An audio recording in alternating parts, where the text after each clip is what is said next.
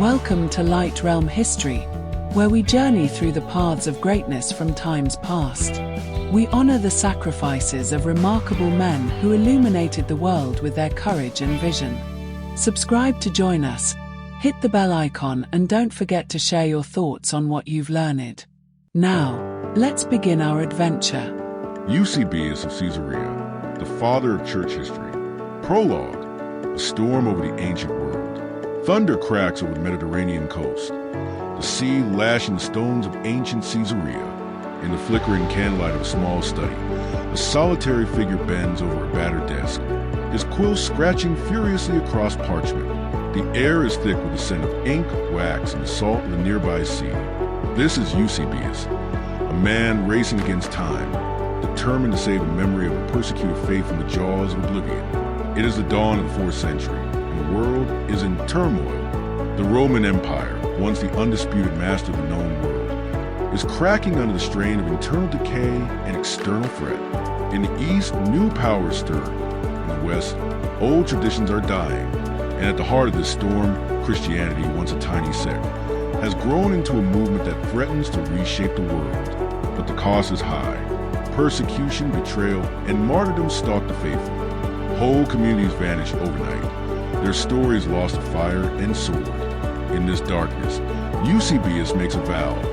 He will gather fragments, preserve the testimonies, and ensure that the story of the early church is never forgotten.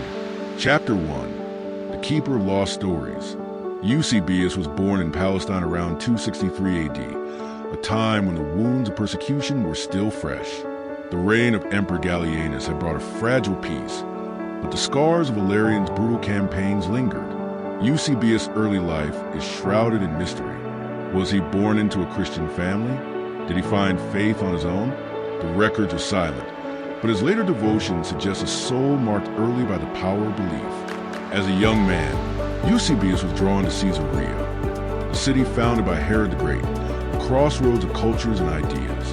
Here, he found his true mentor, Pamphilus, a scholar from Alexandria who had established a renowned library and theological school. Under Pamphilus' guidance, Eusebius was introduced to the world of books, scrolls, and the painstaking labor of copying and correcting sacred texts. The library was a treasure trove. Its shelves lined with the works of Origen, Clement, and other giants of Christian thought, as well as the writings of pagan philosophers. Eusebius spent countless hours hunched over manuscripts, his eyes straining in the lamplight, his mind absorbing the wisdom of ages. He learned to weigh sources, to compare versions, to question and preserve. The seeds of his later greatness were sown in these quiet hours. But it was not all study. Eusebius and Pamphilus became close friends, united by a shared passion for learning and an unshakable faith. Together, they began to gather materials. If you've listened this far, don't hesitate to hit the subscribe button and share your honest thoughts in the comments below.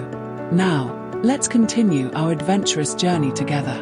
For 2 monumental works: the Chronicle, a history of the world up to their own time, and the history of the church, which would eventually span 10 volumes. They also composed a defense of Origen, whose controversial ideas had divided the church for decades. In these years, Eusebius learned that history was not just about dates and names. It was about people, their hopes, their fears, their sacrifices. Every scroll he copied, every story he preserved, was a thread in the tapestry of faith struggling to survive. Chapter 2: The Shadow of Persecution. But the piece of study could not last. In February 303, the Emperor Diocletian unleashed the Great Persecution. Across the empire, churches were razed, scriptures burned, and Christians hunted like animals. The air in Caesarea grew thick with fear. Friends vanished without warning. Rumors of torture and death spread like wildfire. Eusebius, now a presbyter, was marked as a leader and a target. The authorities came for Pamphilus, dragging him for his study and throwing him into prison. Eusebius risked everything to visit his friend, bringing food, comfort, and news from the outside. Together, even in the darkness of the cell, they continued to write, their faith undimmed by the threat of death. The persecution intensified. Edicts followed edicts. Church buildings destroyed, sacred books consigned to the flames, believers tortured and executed in the public square. Eusebius watched as the very foundations of his world were shaken. In his history, he would later write, "We saw with our very eyes the very houses of prayer cast down to their foundations from top to bottom, and the inspired and sacred scriptures committed to the flames in the midst of the marketplaces, and the pastors of the churches, some shamefully hiding themselves here and there." In 308, Pamphilus was tortured and executed, a martyr for faith. Eusebius survived, but the scars ran deep. He was arrested, imprisoned, and released under circumstances that remain mysterious. Some would later question his courage, but his writing suggests a man who endured suffering without losing hope. As the persecution raged, Eusebius fled Caesarea, seeking refuge in Tyre and then in Egypt. There, he witnessed horrors that will haunt him forever. Christians blinded, maimed, and sent to mines, families torn apart, faith tested to the breaking point. He himself was arrested and thrown into prison, his fate uncertain. Did he face torture? Did he falter? The truth remains hidden, but when he emerged, it was with a renewed sense of purpose. Chapter 3, Flight and Survival. The years of persecution were a crucible. Eusebius, separated from his beloved library, wandered from city to city, always a step ahead of the authorities. In Egypt, the persecution was especially savage. He saw men and women mutilated, their eyes gouged out, their hands cut off, before being sent to labor in the mines. The mines themselves were hellish, dark, airless, filled with the cries of the dying. Eusebius himself was arrested and thrown into prison. The records do not say how he survived, but survive he did. Later, at the Council of Tyre, a fellow bishop would taunt him, "Pray tell me, were you not with me in prison during persecution? And I lost an eye on behalf of the truth. But you appear to have received no bodily injury, neither have you suffered martyrdom, but have remained alive with no mutilation." The accusation of cowardice would follow Eusebius for the rest of his life. But his writing suggests a man who endured great suffering, yet was spared the ultimate price.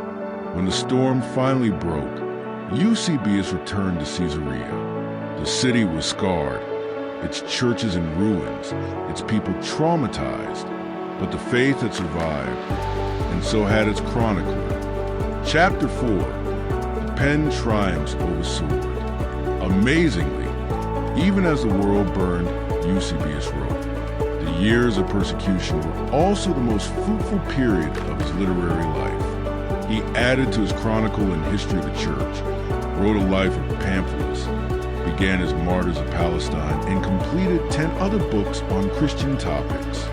He traveled constantly, seeking out libraries in Caesarea and Jerusalem, gathering fragments of lost stories, piecing together the legacy of a persecuted people. He was tireless. By day, he visited the survivors, recording their stories. By night, he pored over ancient scrolls, copying, correcting, preserving. He knew that the memory of the church was fragile, that without his efforts, the sacrifices of the martyrs would be forgotten. Eusebius was not just a historian. He was a detective, a guardian, a preserver of souls. His pen became his sword, and his words a shield against oblivion. Chapter 5, The Age of Constantine. In 314, Eusebius was elected bishop of Caesarea. The tides of history were turning. Constantine, the first Christian emperor, rose to power, and with him came a fragile peace. The Edict of Milan ended the persecutions, and the church began to rebuild. Eusebius' friendship with Constantine would shape the future.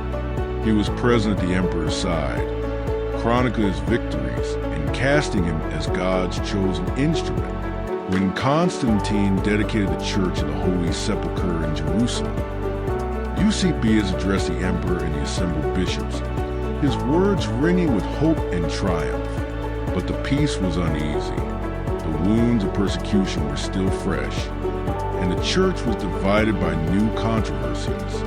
Chapter 6, the heresy that shook the world. No sooner had peace returned than a new storm erupted. In Alexandria, a priest named Arius began to teach that Christ was not fully divine, that there was a time when the Son did not exist. The church was thrown into chaos, and the emperor, desperate for unity, called a council at Nicaea in 325. Eusebius stood at the heart of the storm. He sympathized with Arius, and for a time was excommunicated. But at Nicaea he repented, submitting his own creed, which was meant to affirm the full divinity of Christ. The Nicene Creed was born, and Eusebius' name was cleared, but not without cost. The council was a battlefield of ideas. Bishops argued, alliances shifted, tempers flared. Eusebius, ever the diplomat, sought compromise, but in the end, the council condemned Arius' teachings and affirmed the Orthodox faith. Eusebius signed the new creed reluctantly, his own views forever marked by suspicion. Chapter 7, the Emperor's Historian.